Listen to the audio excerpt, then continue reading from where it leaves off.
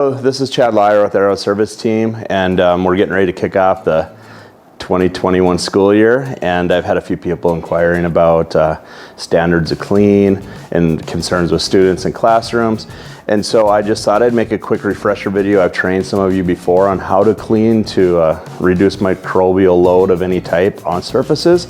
And so I thought we'd just do a quick little refresher video. First thing we're going to start with is an ATP test. I don't know if you've seen this before, but what this is it's actually a tester that will track down microorganisms and anything organic that's on the surface. So generally what I like to do is do like an 8-inch or 6-inch pattern. The main thing is you're rotating it, you go in 3 directions, and you do it the same on every surface. Now you take your thumb, you break this on both sides, squeeze the fluid down, shake it up, and I like to wait for about 15 seconds. I wouldn't consider that very clean. Normally, like if you're doing an operating room, you want to be under 10. If you're in like a normal area, your goal is about 30. If you're in an elevator or something, you want to keep things under 60 is the common goal. So if you're at 118, that means that you should be cleaning more often. We identified that this table for sure needs to be cleaned, right? You know, there's the touch points that we need to definitely be cleaning because there's 3 ways that you can get, viruses in your body, your mouth, your nose, your eyes. We use any sort of a disinfectant cleaner. I like a 2-in-1 that'll break down any sort of organisms, plus it'll be a disinfectant. So I like a 2-in-1, one-step disinfectant. The one we're using is called Terminator by Buckeye. These self-dispensers, and then we pre-mix our buckets or jugs so that when one person goes out there, we need to keep going back to the same spot multiple times. And we use these dispensers that you squeeze it up, and then that's exactly what you need for a 2-gallon bucket of water. It's a really easy way. You just pop the top, you pour it in. Very simple, foolproof. You're not putting extra in, you're not short, your measurements, your calculations are always right. I know some of you probably have dispensers that are just great. You just fill your jug with it that way. So what we do when we go out to a room, every room, change your water. Every room, change your water. Keep in mind when you're dealing with these disinfectants and cleaners, always wear gloves. Michael's got his gloves on already. And so what we're gonna do is we're gonna use our bucket now. Now, one thing that a lot of people probably overlook is you do not need a lot of cleaner to do this room. I would say maybe an inch, inch and a half, okay? And the reason why is we're not going to be putting a rag into that bucket. We're gonna take a rag and use that rag to get another rag wet. System, I'm gonna just break down really quick for you. We have an 8-sided rag, is basically how we clean it. One side,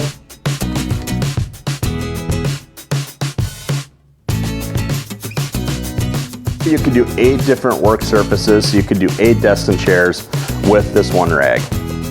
So Michael, why don't you apply the disinfectant to this rag, show him how you do that. So the key is he's not gonna touch the 2 rags.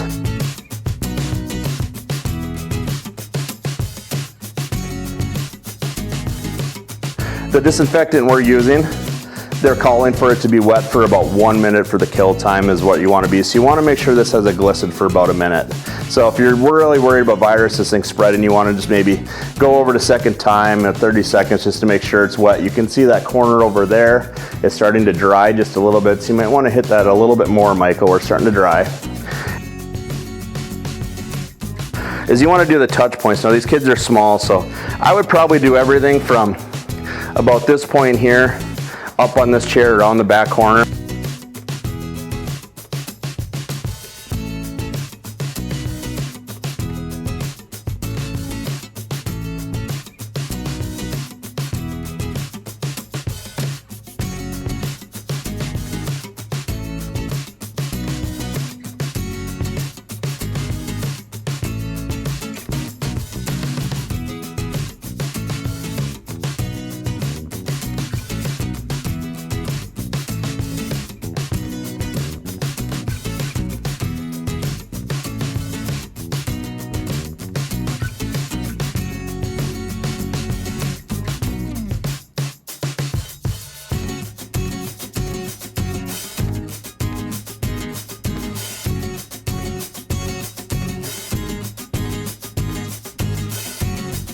and we sampled the floor in this classroom just to see where we're at, see kind of where the cleanliness has been.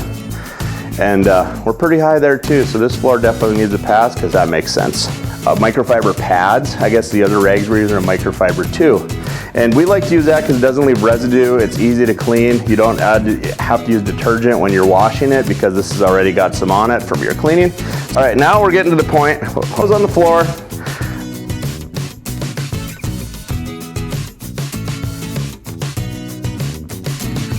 And so when you're cleaning microfiber, you want to get your rag or your towel or pad or whatever fairly wet. And then obviously you're going to want to work out of the room.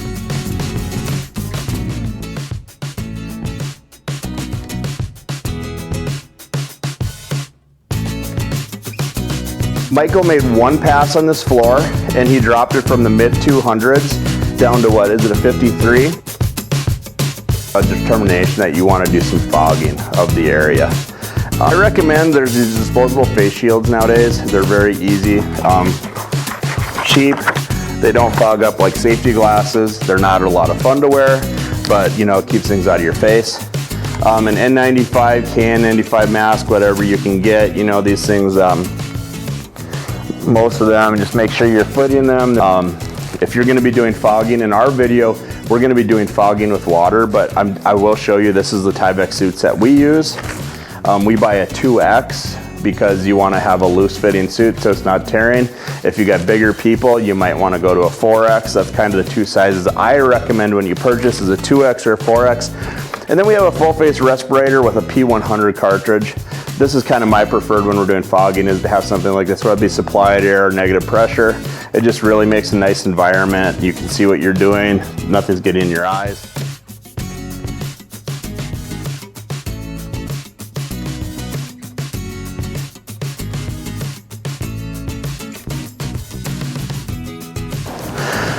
Okay, so we've determined in this situation that we're going to go fogging for whatever reason, whatever virus, bacteria we're trying to combat.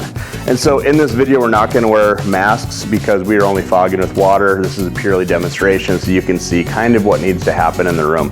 So I'm going to have Michael fog like this table area. He'll slide these chairs out first thing. Prefer to get things wet for a little bit longer when you're fogging because you're not getting the agitation of cleaning. I'm a big cleaning person, but sometimes they require you or want you to come in and fog before you clean. You can see as Michael's doing these contact surfaces that there's a lot of spray going around. Generally, what I recommend you do is focus on all your areas you want to hit, and basically the floor and everything will get wet by the overspray from that. So you don't need to sit there generally and get the whole floor or anything like that, because it builds up a pretty good cloud in the room by the time you're done.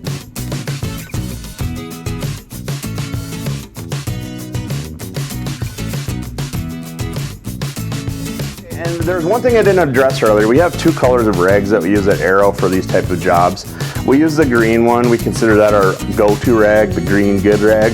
And then we have the ones that we either use blue or black. Those are generally used for the sanitary rooms, the bathrooms, the dirty soiled utilities, things like that. And so one of the last things you do besides the floor is you clean this room with that water, because after you clean a bathroom, that water should go down the toilet. So we're gonna do a recap of everything that we just talked about. I like to make sure when we're doing standard of cleaning for any sort of microbes, you can't see them, ATP tester, just the Bible for me for making sure that my employees or I'm doing a good job. You know, like I said, my standards, I like to keep things below 60, 30, 10. There's a lot of different guidelines, different facilities do different things. I'm not going to tell you what's right and wrong. Those are my personal beliefs. The first step is PPE. You're going to be wiping things. We don't use spray bottles. I don't know if you noticed that. We believe in squeeze methods, so you don't put things in the air. So generally the PPE, you can wear eyeglasses and you want to wear a pair of gloves. I prefer to keep all of our stuff labeled. Pre-mix, buckets. As you're cleaning, you finish a room. You dump your bucket, you change your rags. Each room, hallways, I like to say 35 to 50 feet is about where you want to start changing your water and your rags. As far as rags, we've got bathrooms, any purpose rooms, Microfibers for all your floors. Obviously vacuum your carpets with your carpet cleaning stuff. All of these rags go into the dirty spot. You know you don't want to cross-contaminate. If we're going to be doing fogging, we have a fogger here. PPE, Tyvek suits, respirators. I'm not going to get into specifics on how to wear them, when and what type, but basically what it comes down to is read the label on what you're using so you understand how to protect yourself, how to make sure the school or the facility is clean and safe. As this year progresses, and if you guys have any questions or concerns or, hey, I don't know about this, I'm more than glad to help you answer that. So just fill out a submission form on our website, and I'll get back in touch with you in a number of days at minimum and try and get you the answers you need. I would rather ask questions than do something wrong and create a situation you don't want to have, because child safety is going to be a big thing this fall. And thank you for watching.